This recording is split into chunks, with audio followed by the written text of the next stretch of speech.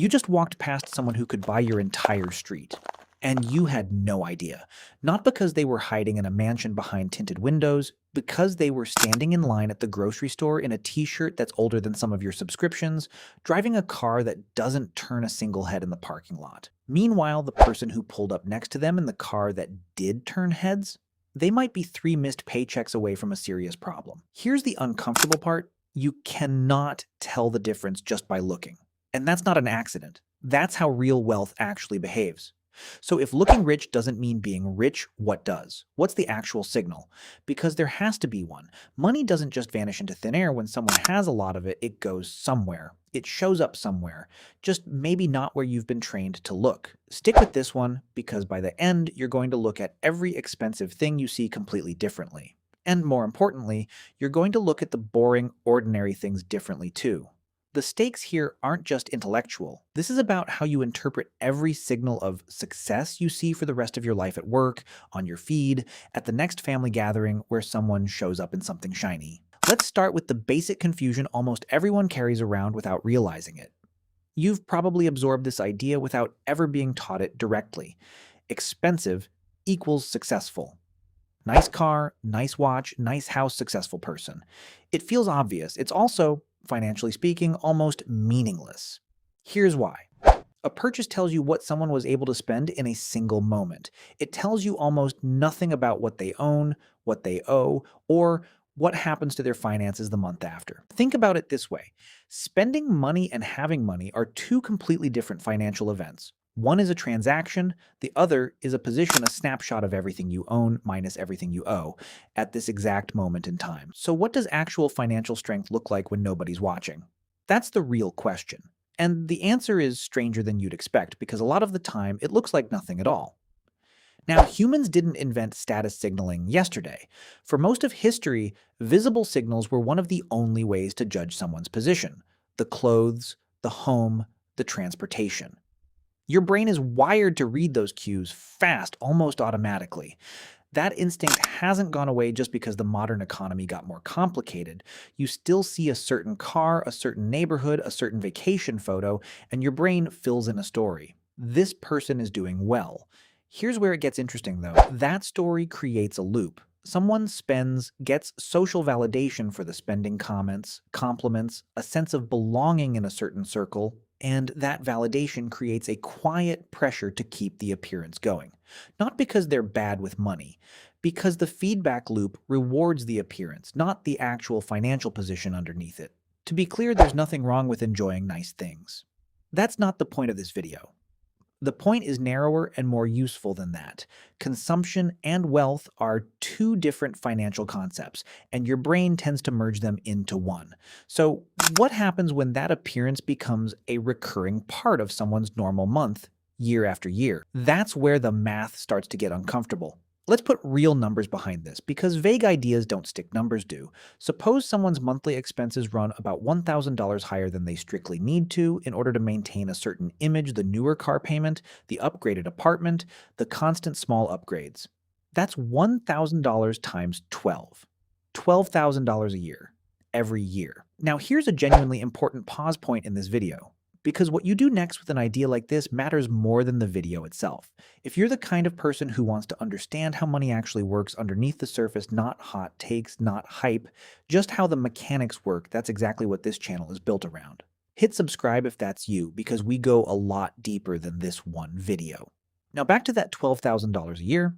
Let's say, hypothetically, that money wasn't spent maintaining an image and instead it was set aside and invested. We're not predicting the future here, nobody can. But historically, broad stock markets have averaged annual returns somewhere in the high single digits over long stretches before fees, taxes, and inflation. Let's use 7% as one illustrative, non-guaranteed assumption. $12,000 a year invested at a hypothetical 7% average annual return, compounding over 20 years, could grow to somewhere in the neighborhood of $525,000. Over 30 years using the same assumption, it edges closer to $1.1 million. I want to be very clear. That is not a promise. Markets go up, markets go down, fees and taxes eat into real returns, and nobody's future is guaranteed. This is a hypothetical illustration of a mathematical principle, not investment advice. But the principle itself is real. Recurring spending has a cost that goes far beyond the price tag on the thing you bought. It has a shadow cost, the version of your financial future that never gets to exist because that money went somewhere else first. That's part of why genuinely wealthy people can end up looking almost boring. Not because they're incapable of spending, because they've stopped needing constant, visible proof that they're doing well. So let's talk about where wealth actually lives, because it's almost never sitting on the surface. Financially, wealth comes down to one simple equation. Assets minus liabilities equals net worth. What you own minus what you owe. Assets can include cash reserves, ownership stakes in a business, retirement accounts, investment portfolios, real estate equity. The part of a property you actually own outright, not the part still financed. Liabilities are the debts, what's still owed on the car, the credit cards, the loan. Here's a simple hypothetical. Imagine a household with $40,000 in a retirement account, $30,000 in other investments, $15,000 in cash reserves, and $60,000 in home equity. That's $145,000 in assets. Now imagine they owe $20,000 combined across a car loan and a small remaining balance on a credit card. Net worth, $125,000. Nothing about that household necessarily looks impressive from a driveway. There's no obvious signal standing on the sidewalk, and that's exactly the point. You cannot reliably estimate someone's net worth by looking at their clothes, their car, or their house. Many financially successful households run leaner than you'd expect, on purpose, or simply by long-standing habit. Not all of them, but enough that the assumption breaks down constantly. So if wealth doesn't announce itself, what does it actually give someone? What's it for? This is where it stops being about spreadsheets and starts being personal. Accumulated wealth buys something that has nothing to do with objects, options, the ability to absorb an unexpected expense without a crisis, the ability to tolerate a stretch of lower income without everything collapsing, the ability to consider a career change instead of feeling trapped by the next paycheck, the ability to make a decision based on what you actually want instead of what your bank account is forcing on you. What would change for you if money stopped forcing every decision you made? Sit with that for a second. Don't rush past it. We'll come back to it. So why do the wealthiest people often look boring? Boring in this context tends to mean a few specific things. Predictable spending patterns, fewer unnecessary signals aimed at other people, a quieter, steadier pattern of building ownership instead of building appearance, less emotional need for someone else's validation. But be careful here. This isn't a universal rule, and it's not a stereotype. Plenty of financially strong people drive nice cars and live in beautiful homes. The point isn't that wealthy equals frugal. The point is that real wealth simply doesn't require visibility to exist. It doesn't need an audience. A visible lifestyle can exist next to real wealth, or it can exist instead of it. And from the outside, you genuinely can't tell which one you're looking at. So why does the pressure to prove success feel so strong in the first place? Some of it is just social comparison, a built-in human habit that got supercharged by feeds full of curated highlights. Some of it is fear, the fear of being perceived as falling behind, as less successful than a peer group, a sibling, a former classmate. Some of it gets tangled up with identity. Spending starts to feel less like a purchase and more like a statement about who you are. Think honestly for a second. Has spending ever felt less like buying something and more like proving something? Not a judgment, just a question worth sitting with. Because maintaining an identity has a financial cost, even when nobody says that part out loud. And here's something most people never fully account for. The sticker price is rarely the real price.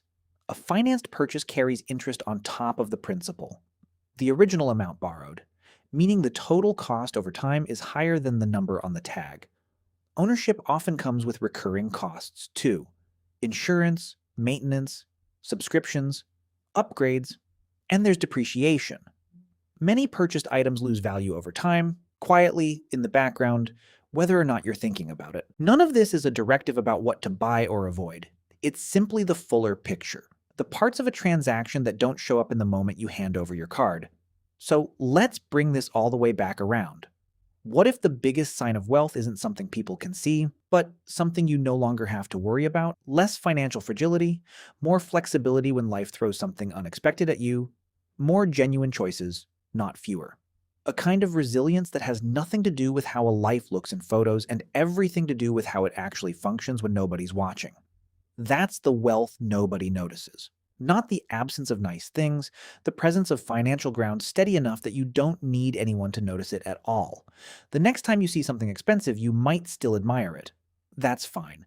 But maybe the real question isn't what it says about the person holding it. It's what you can't see standing right next to it. The car tells you what someone was willing to spend on one afternoon.